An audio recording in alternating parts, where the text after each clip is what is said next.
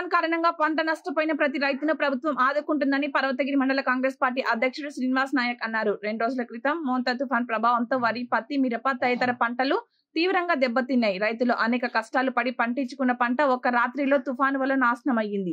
రైతుల చెమట చుక్కల విలువ తెలిసిన ప్రభుత్వం మనదని, తుఫాన్తో నష్టపోయిన ప్రతి రైతుని ప్రభుత్వం తప్పకుండా ఆదుకుంటుందని, ఒక్కరినైనా మర్చిపోకుండా నష్టపరిహారం అందేలా చర్యలు తీసుకుంటాం, ఎవరైనా నిరాశ చెందాల్సిన అవసరం లేదని అన్నారు. కాంగ్రెస్ పార్టీ అంటేనే రైతు ఇలా పార్టీ, రైతు కష్టానికి అండగా ఉంటుందని అన్నారు.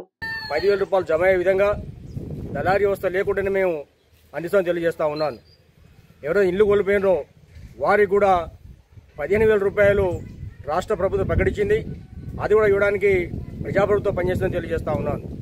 ఏ రైతు కూడా అదిరపడకండి. రైతులు అధికారులు సమన్వయంతో సర్వే చేసి అధికారులకు సహకరించండి. అధికారుల నివేదిక ప్రభుత్వం పంపిస్తారు. ప్రభుత్వం నివేదిక ఇచ్చిన తర్వాత వెంటనే మీ ఖాతాలో నష్టపరిహారం డబ్బులు జమ అవుతాయని తెలియజేస్తా ఉన్నాను.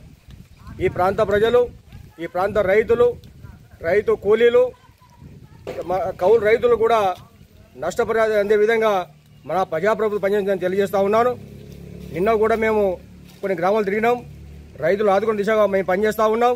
ఏ రైతు కూడా అదిరపడవద్దు. దళారీ వ్యవస్థ లేకుండానే ప్రభుత్వం ఇచ్చే ఏదైనా కూడా నేరుగా వాళ్ళకుండా విధంగా పనిచేస్తామని తెలియజేస్తా ఉన్నాను.